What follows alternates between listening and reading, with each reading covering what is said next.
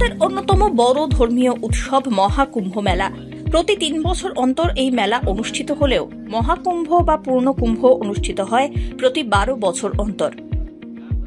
প্রয়াগরাজ, হরিদ্বার, উজ্জয়িনী এবং নাসিকে মেলা অর্থাৎ কুম্ভ মেলা অনুষ্ঠিত হয়ে থাকে। শেষ মহাকুম্ভ মেলা হয়েছিল 2013 সালে। 2025 সালে মহাকুম্ভ মেলা হচ্ছে প্রয়াগরাজে। 13 জানুয়ারি থেকে শুরু হয়েছে এই মেলা, যা চলবে আগামী 26 ফেব্রুয়ারি অর্থাৎ শিবরাত্রির দিন পর্যন্ত।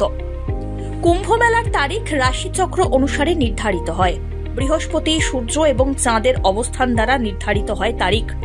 এই তারিখগুলিতে মহাজাগতিক শক্তির দ্বারা নদী প্রভাবিত হয় বলে বিশ্বাস করা হয়। হিন্দু পুরাণ অনুসারে দেবতা এবং অসুরদের মধ্যে অমৃত নিয়ে যুদ্ধের সময় এই 4 স্থানে অমরত্বের অমৃতের ফোঁটা পড়েছিল।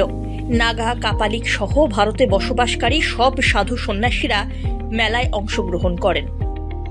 এদিকে এবারের মহাকুম্ভ মেলায় প্রায় 45 কোটি ভক্তের সমাগম হবে বলে আন্দাজ করেছে উত্তরপ্রদেশ সরকার। ইতিমধ্যেই বহু মানুষের পুণ্য স্নান সম্পন্ন হয়েছে। আগামী মৌনী অমাবস্যা এবং বসন্ত পঞ্চমীর দিন রয়েছে আরও 2টি শাহী স্নান।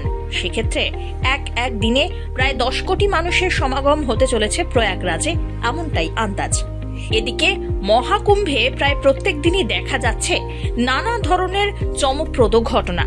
লঙ্কায় যাওয়ার জন্য সেতুবন্ধ তৈরি করেছিলেন বানর সেনা, আর সমুদ্রে শ্রীরামের লেখা পাথর ভেসে উঠেছিল চমকপ্রদভাবে। কিন্তু সেই ত্রেতা যুগের ঘটনার সাক্ষী থাকলেন কলিযুগের মানুষ। রামের নাম লেখা পাথর জলে ফেললেই যেন অবাক কাণ্ড। ভারী পাথর ডুবে যাওয়া তো দূরের কথা, হালকা শোলার মতো ভেসে রয়েছে জলের ওপর। त्रेता युग का प्रमाण है महाराज जी। ऐसी बात है कि भगवान त्रेता युग का ये प्रमाण है। सेतुबंध रामेश्वर का ये पुल का पत्थर है, और जब ये पत्थर भाग्य से ही मिलता है और भाग्य से ही दर्शन होते हैं, बाकी दर्शन होते नहीं है। तो ये तो भगवान श्री राम की चरण पादुका भैया, और हम भी इनकी प्रार्थना करते हैं। भगत जगत को भी यही संदेश देते हैं कि राम से बड़ा राम का नाम है, राम से बड़ा राम का नाम है। आप लोग और गृहस्थी हो चाहे सन्यास हो, कोई भी हो, राम की सेवा करेगा वो हमेशा के लिए खुश रहेगा और आनंदित उनका जीवन व्यतीत होगा। हम भी इन्हीं की कृपा से साधु संत बैठे हैं, सब इसी के नाम की जपना करते हैं। ये बात है। महाराज जी, आप नागा साधु हैं जी। आपने बताया कि आपके गुरु जी को ये शिला जो है वो मिली थी यात्रा करने के दौरान। हाँ जी। क्या ये शिला कभी नहीं डूबती? नहीं, हमेशा पानी में ही रहती है। ये कभी नहीं डूबती है, हमेशा के लिए जल के अंदर ही ये तैरती हुई अपन को नजर आएगी। ये डूबने वाली वस्तु है ही नहीं। क्यों नहीं डूबेगी? कि ये तो एक इसमें राम नाम की शक्ति है, और शक्ति कभी विलय नहीं होती।